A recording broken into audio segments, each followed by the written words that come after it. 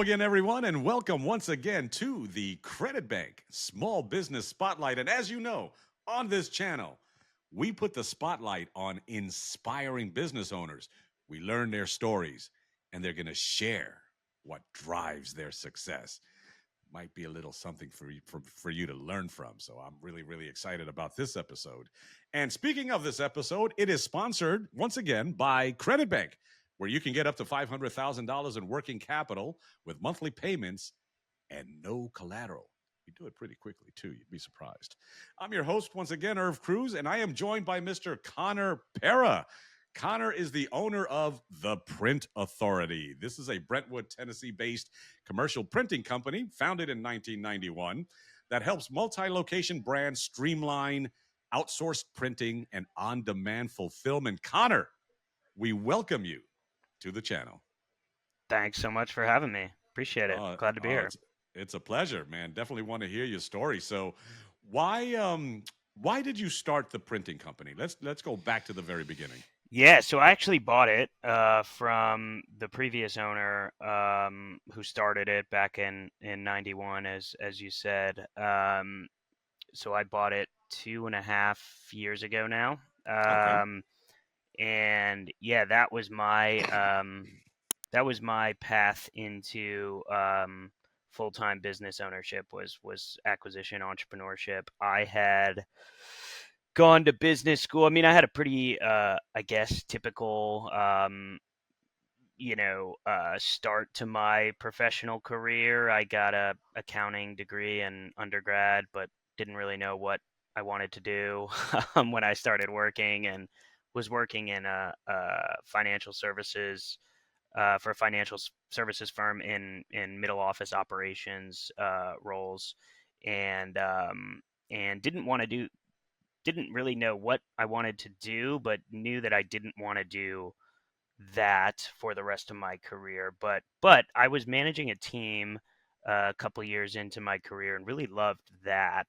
Loved leading people, managing teams, getting to think more strategically, work with leadership and cross functionally, and kind of solve bigger picture problems. But again, kind of not really knowing what specifically I wanted to do, I decided to go back to school and get my MBA, and wanted to pivot into consumer packaged goods marketing. It seemed like when I was getting my MBA, a really good combination of what I knew I liked functionally about work with brands and products and categories that I felt like I could get more excited about. Okay. And so that was the intent. That's what I ultimately did. But while I was in business school, I got exposed to the idea of acquisition entrepreneurship and the whole world of buying small businesses. And I really,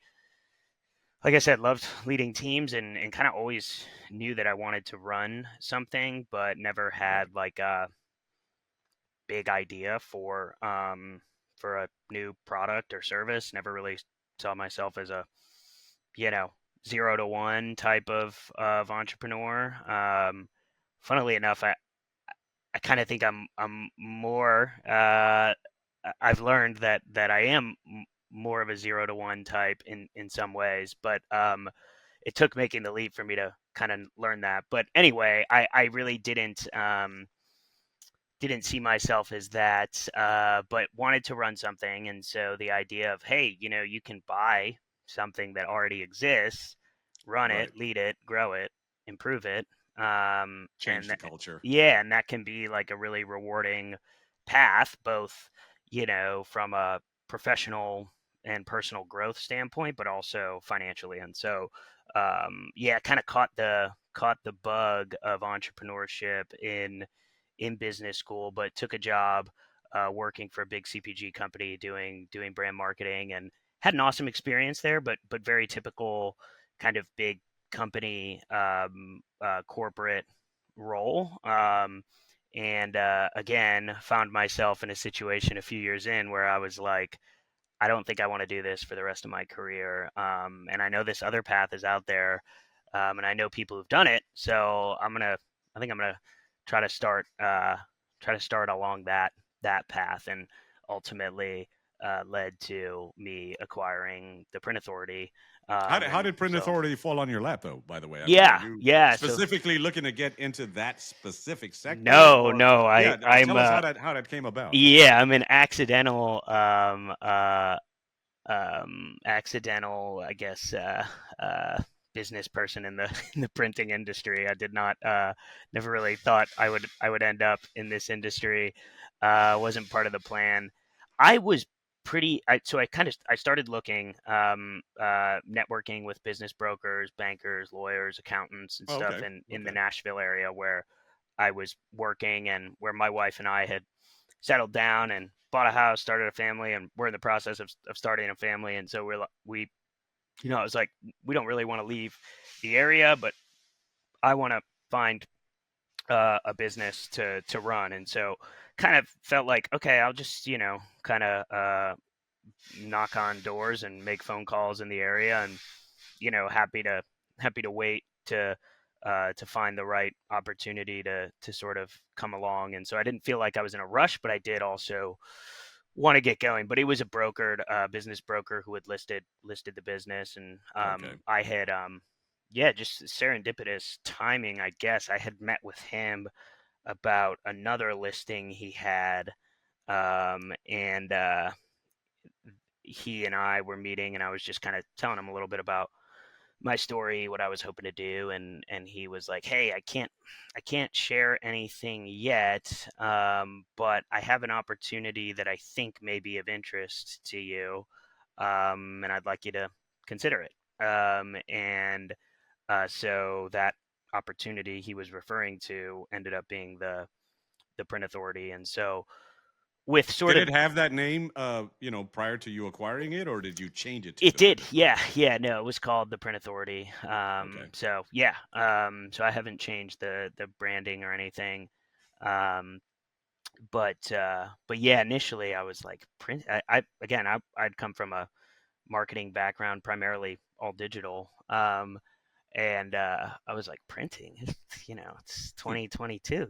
Who prints anything anymore at the time? And come to find out that it's first of all, it's a massive market, massive industry, um, and there were things about this business specifically that you alluded to in your intro. We do a lot of what's called web to print, so we set up custom portals for multi-location brands, and it's essentially B2B e-commerce for their print and promo and apparel and signage needs. And Okay. so I really like that model.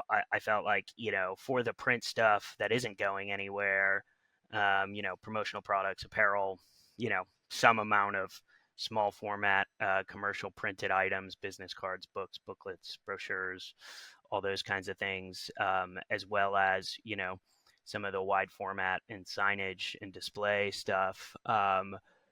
If we can hook in to a multi-location system, we're setting up, a full-fledged website that they're using, ordering from regularly. So there's a bit of stickiness to the customer there, and there's a switching cost.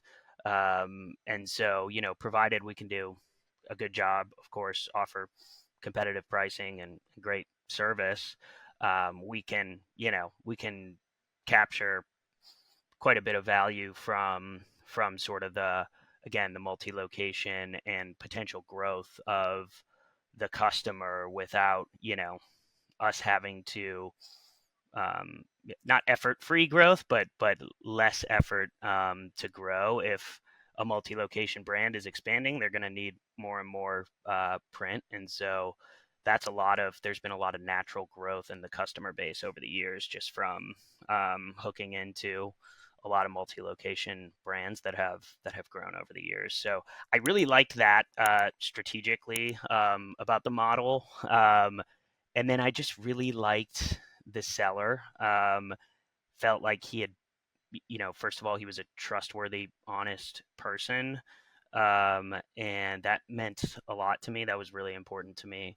And he had built a a business with a lot of long-term customers, long-term employees. I thought that said a lot about, not only the quality of the business, but also the culture that people had chosen to spend decades of their career with this business. And so I felt like there was also some opportunity to really blow out the sales and marketing efforts, which is pretty aligned to what I felt like I could add value to. And so um, I was like, this seems like a pretty solid opportunity and as good an opportunity as I'll find maybe. But yeah, Did so you all those things were made me more comfortable. yeah, because it brings me to this question. Like in the process of your due diligence, that led you to the decision to acquire the print authority, did you discover maybe a problem or a need in the space that you felt the print authority can address, and what problem does your business solve, and who do you help the most with it? Yeah, it's a great question. I mean, I think that the opportunity I saw was that there wasn't a whole lot of traditional outbound selling that was being done. That we started our business started doing SEO content marketing like really early in that game. Sort of post '08 '09 recession. The seller, this is another thing I thought was really interesting about the business. He managed to just continue to repivot the business model over a 30-year period where, from 1991 to 2022, like you can imagine the world of commercial printing went through a couple of changes and there was a couple of challenges along the way, and he Right. had managed to build a business that revenue went up, profitability went up over that period.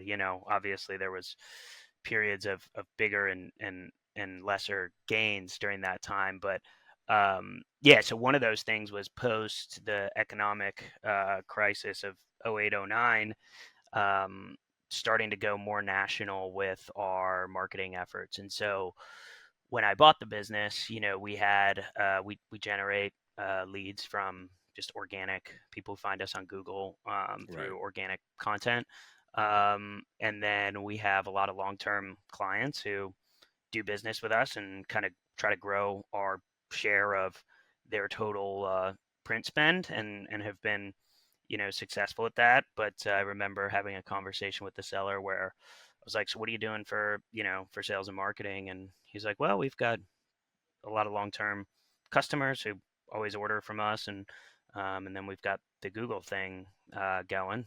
And I was like, so you're not like, you know cold calling, prospecting, lead generating, like doing email campaigns and stuff? And he was like, no, not not really. And I was like, oh, hmm, I think there might be an opportunity there. Again, something that was aligned with what I felt like. Not only was that an opportunity, but like that's the kind of thing I want to go do.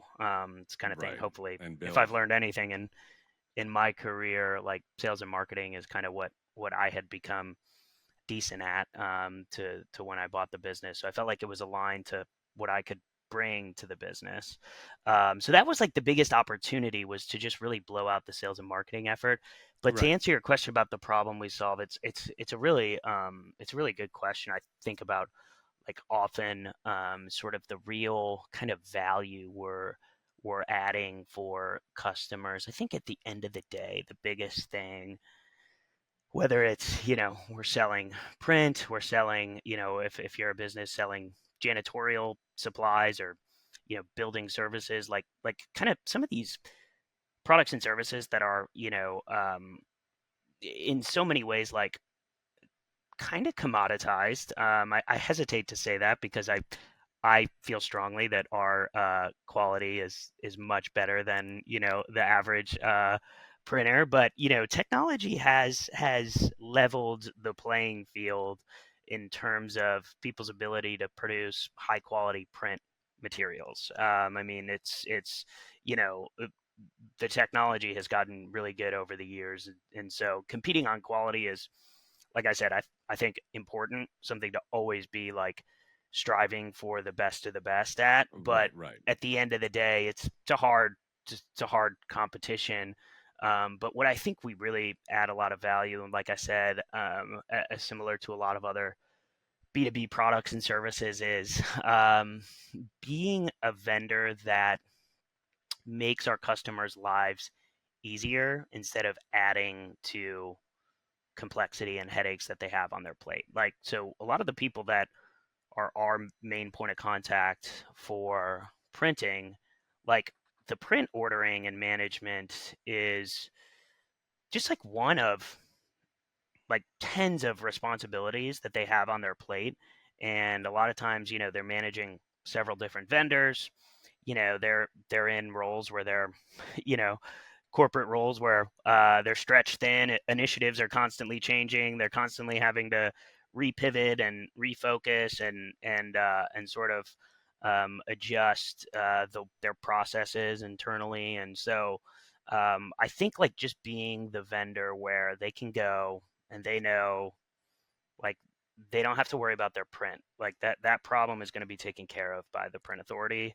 Right. All they have to do is pick up the phone, send an email, place the order. If there's an issue, like pick up the phone and it gets dealt with. And again, from my corporate experience, I know and remember the value that good vendors bring to a business is that you know they obviously they provide a necessary product and service, but they make the lives of the people that work with them better and easier at work. And Yeah. on the flip side of that, you have, and I've had this experience, I'm sure we all have. I have this experience as a business owner. You have vendors who you feel like you kind of always have to babysit, and you're not sure if they're actually going to get the job done the way you want them to or the way that you like them to. And those are the ones that you're kind of always looking to replace. um, and so I'm very cognizant of that dynamic that you know the people we serve are super busy. The last thing they want is to deal with a print vendor who is going to add complexity and headaches and problems to their plate. And so it's like, you know, be the vendor that anticipates their needs, solves problems, and most importantly, just like super responsive, does good work at a good price, and just executes with excellence. And so I think that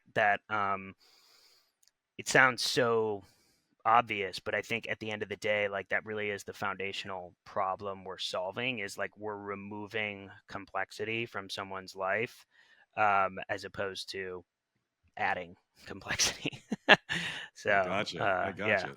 So Connor, share with I had mentioned to you in prior to the recording that we may have some aspiring business owners that can glean some information through the eyes of someone like yourself. So going back to the beginning once again, if I may, you have the opportunity. You've always known you wanted to be an entrepreneur because you wasn't resonating with any of the other positions that you held. You knew that you could do something greater for yourself and you do something that you can call your own.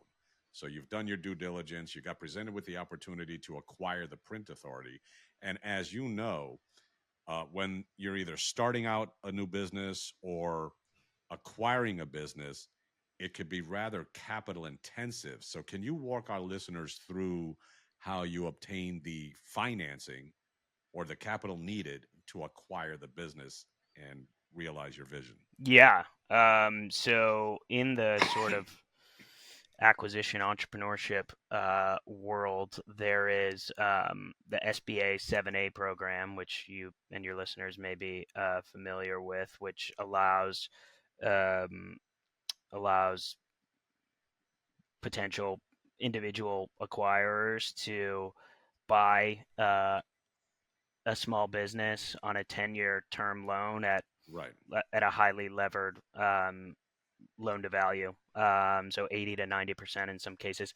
I actually did not go the SBA route. I was able to get a conventional term loan from a regional bank in the Middle Tennessee area, which there was, I think, pros and cons to that approach. The pro is the speed to close was much quicker, and the rate was better than SBA rates. The con is that the term was shorter. So um, Okay. the absolute debt service, you mentioned capital intensive.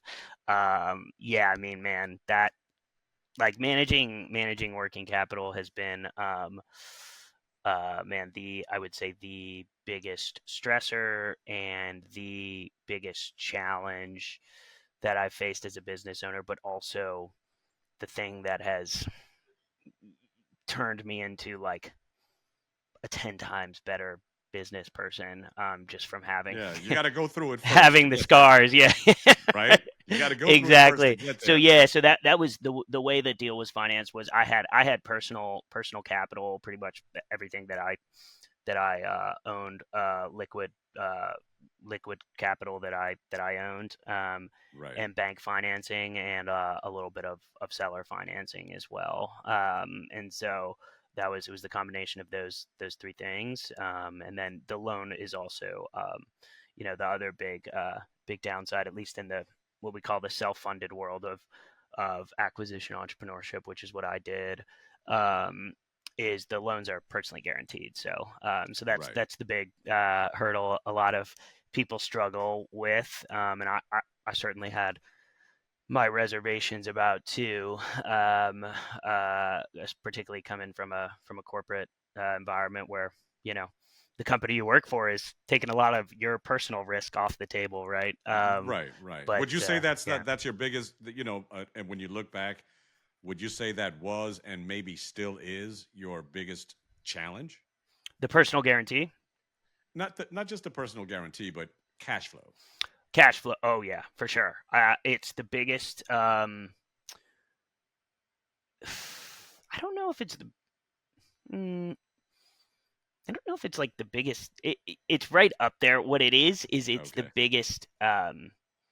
It is the thing that keeps me up at night. I mean, it's like managing cash. Like on the list of things that keep me up at night, it's like managing cash is items like 1 through 10, Right. and then item 11 is we could start the list of everything else, right? And I think it's because, again, I came into a situation where I'm adding a lot of leverage to a business that has historically had very little debt, if any. At the end of the previous owner's ownership of the business, he didn't have any debt on the business, and so Right. all of a sudden I'm introducing a ton of leverage on a business that has the cash to support it, but has the cash flow to support it. But again, you're just introducing risk to, and then the risk of me now running it, right? Like the person who built it and operated it for 32 years um, was no longer there either. So those are like the two biggest risks you're introducing, and those are both like massive risks, right? Um, uh, and so I think that one of the things that's challenging about our world of entrepreneurship is like, you know, you got to feel like pretty convicted about kind of everything else, all the other things, right, about running a business, that you have the skills and capabilities to do it, not only generally, but for the specific business you're acquiring, because those are the two like massive, like screaming risks that you're adding to the table, is like you as an operator, and then all this debt that you're introducing to the business. So yeah, so then early on, like as you're working through the transition, getting new bank accounts set up, getting customer payments set up, Right. and all that kind of stuff, the bills are still coming due, right? And now I'm paying them. Absolutely. And so yeah, so it's man, it gets real really fast. I remember I was in the middle of a cash crunch about like 6 months into operating the business, and it had been my daughter was at that time almost a year old, and my wife works full time, and she had been. It was one of those days where I had spent like a 14-hour day at the office. I was driving home from the business at like 8 or 9 o'clock at night. And so my wife had been working all day. She was stressed out because she did everything with our daughter, put her to bed and everything. And I'm, working this like really long day. I'm paying myself a lot less in salary than I was making in my corporate job. And I'm in the middle of this cash crunch. I'm waiting on a big payment from a customer, and I've got bills the next week. And and I remember just like in the car being like, what am I doing? Like life was so much easier when Were I you just suffering a little bit of what they call imposter syndrome, maybe? I was like, Because that what in am I? and of itself could be a challenge to get by, you know? Yeah, it was just one of those existential moments, right? Where it's like, man, I didn't realize how easy I had it when I was working for someone else for more money and less risk. And Yeah.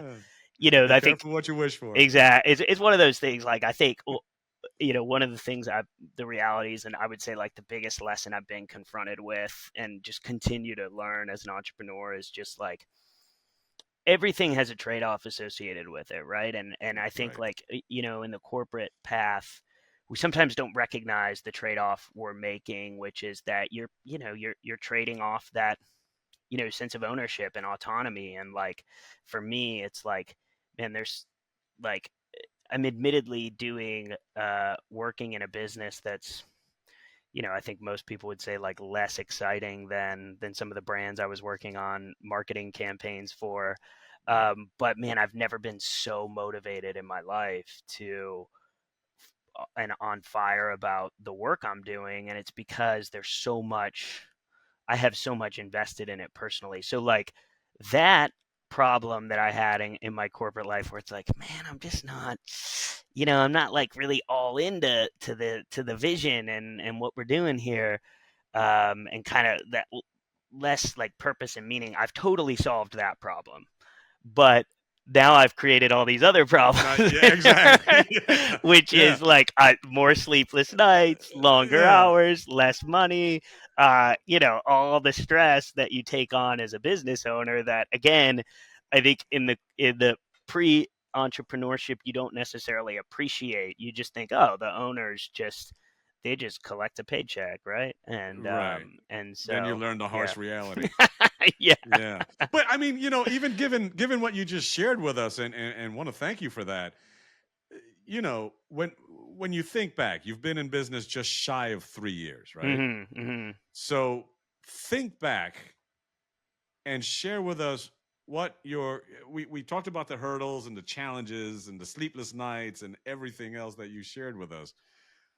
But what about what you may share with us to be your proudest moment? Yeah. You Oh know? man. Yeah. I mean, there's so many um, like little things where gosh, like I mean, I look at kind of what we're doing now. I mean, we have a lot of momentum right now in the business, and double digit growth and more upside coming, and that's been the result of we've been working on a lot of stuff for that that 2.5 year Right. period, and kind of some of it is really just starting to build momentum and come to fruition now. So man, I would say like day in and day out today, we just hired a couple new salespeople. I've hired some other people, have had some people that have left the business, and some that we've had to part ways with too. But I would say that like hiring people is probably one of the most rewarding and empowering experiences I've had. I think like that's actually really the thing that like gets me out of bed in the morning is like these little moments, whether it's hiring somebody for a new position that's allowing them to earn an income for them and their And family, and change their lives. Yeah. exactly, and there's upside for them, and all those things, like they can build a career here. Like I think it's just the motivation that like, yeah, if we do well, if we drive the performance financially, like this business like takes on a life of its own, where it's providing opportunities for people professionally, and it's providing opportunities to make for us to make a positive impact on the community, more so than you can do just as one individual. And so I think like tangible examples of that, like Right. hiring people, those are really cool experiences. Like it really is like a humbling. It's a humbling experience when somebody decides to work for the print authority. Like I think it takes on everything like takes on such a personal, in the best way, like such a personal kind of meaning where it's like, again, I look at a couple of the people we've hired recently, like we're really excited about them. I think they're super talented, and like they decided to join our team. And to me, that's like, again, just like a very tangible example of like, man, that's really cool. Like that's really humbling that they, they were looking at, what's out there in the marketplace for them to take the next step in their career, and they landed on here. And it's like, that's pretty Yeah, cool. and what makes it even better is, like, you'll know, because you're not just going to hire any old one, any old body with a resume. Right. Okay, you'll know, and even good hiring and hiring people that are going to buy into your culture and share the same vision as you. I would have to say it's a little bit of a skill too, and it's a skill that you acquire by doing it, because people are people.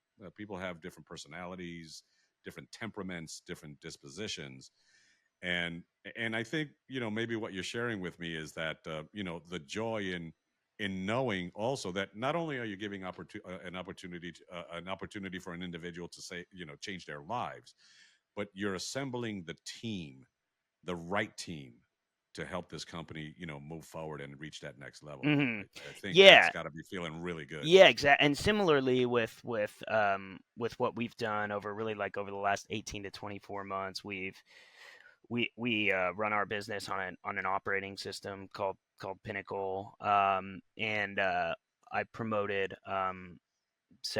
three of the long tenured employees into formal leadership roles, and they have teams Awesome. that that report to them, and watching them step into leadership roles and really buy in, Yeah.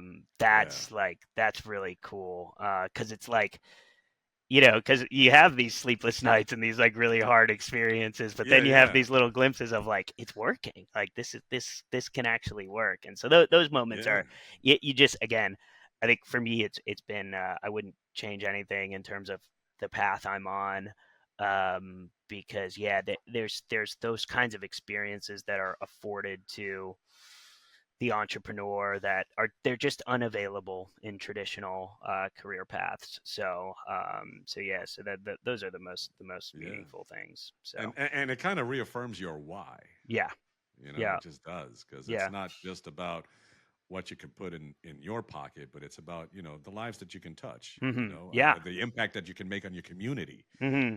So do you ever have those moments where you stand in front of the mirror and say, man, like I'm doing it, and I'm doing it well, and I'm proud of myself. Yeah, I mean, and like I said, particularly the last like 6 or so months, because I think a lot of what we've been working on is really starting to come to fruition, and I think like some of the, if you just look at, the numbers, like some of the numbers that we're starting to see from a growth standpoint. So when I bought the business, it was about a $2 million revenue business, and this year we're on track to do a little over three. Like I said, we just added new salespeople, so the goal is to get to five by 2027. And like, you know, in the numbers, you start to see, like I said, the last like 6 or so months, you start to see like, holy crap, like we're actually on track for three this year. Like, we set the goal at the beginning of the year. I remember with my leadership team, and I remember going, yeah, we can do this. Like, but in the back of your mind, you're like, that's gonna be No, I know, but you can't let them see that. exactly, You can't exactly. let them see that. You still got to be there. Yeah, Yeah, exactly. we can do this, and we're Yeah, gonna do this, right. and we're a team, and this is how we're gonna do it. Yeah, Be exactly. positive and focused, and that's got to be And again, that's the kind of stuff that reaffirms your why. I have to come back to that. Yeah, That's pretty yeah. awesome. So where you gave us a small glimpse. Um, of what you think you're going to look like in 2007. But what about even shorter term? Where do you see the business in the next year?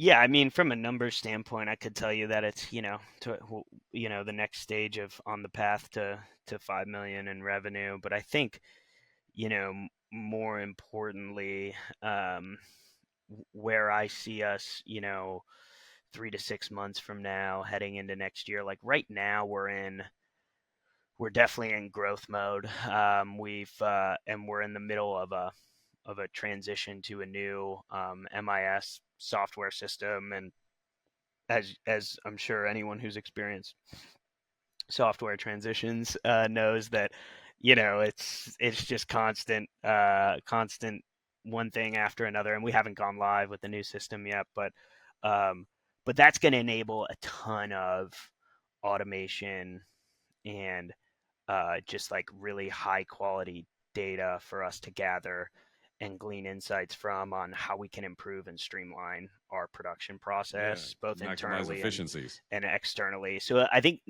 like next year, if you and I talk 6 months from now, I hope to be in a position to where we're continuing on the path from a revenue standpoint, but I think more Right. importantly, we feel like we have much more control and sort of I guess kind of hands on the wheel, if you will, Right. of that growth, and we're really managing it well, because right now we're in the growth is here, which is great, all good problems to have, but it's like figuring out the systems and processes and everything to effectuate it in a way that's not going to break the business Right.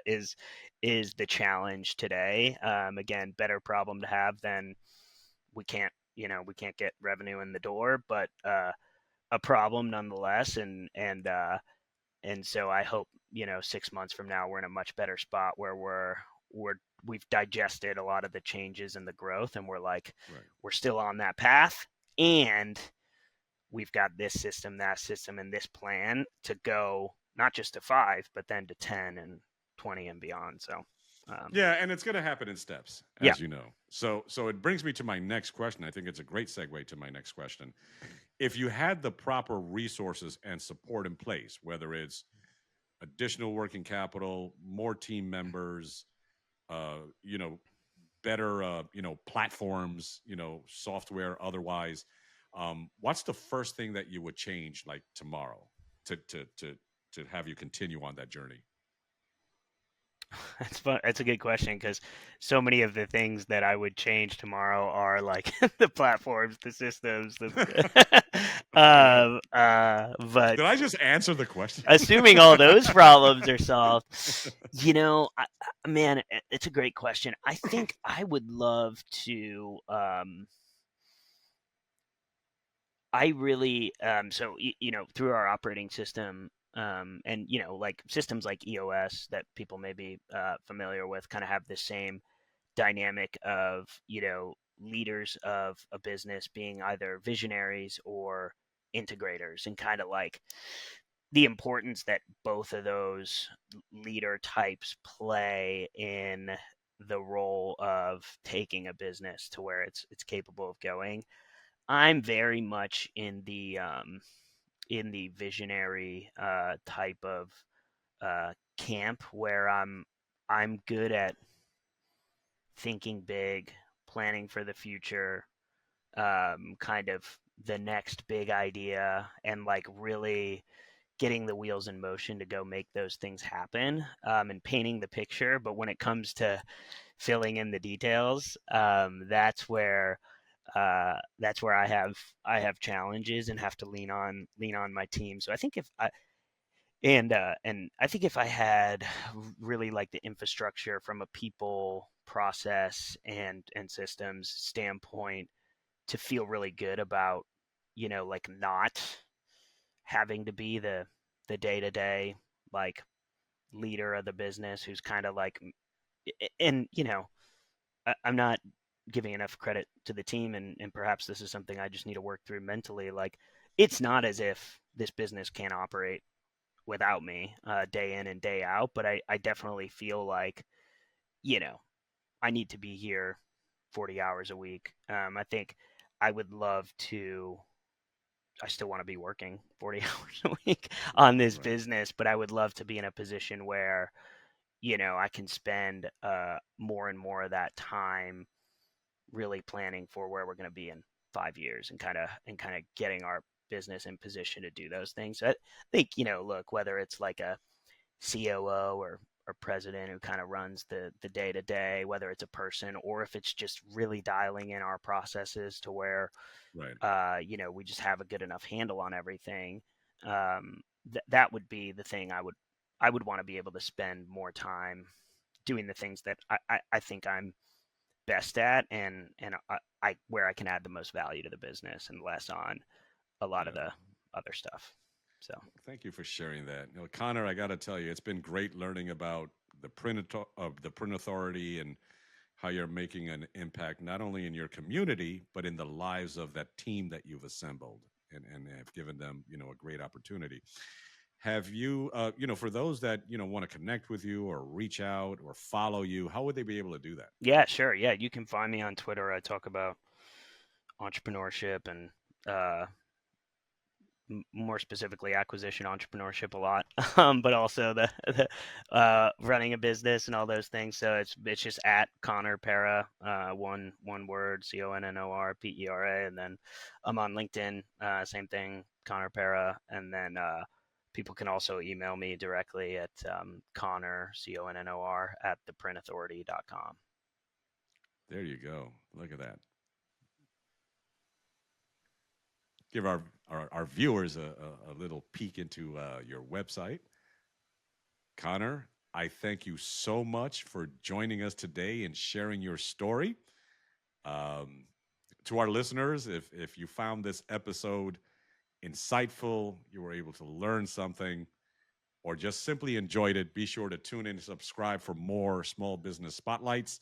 Once again, I'm your host, Irv Cruz, and we'll see you on the next Credit Bank Small Business Spotlight. Connor, thank you yet a third time, and we wish you absolute great success in your journey. Thanks so much. Thanks for having me. Enjoyed it.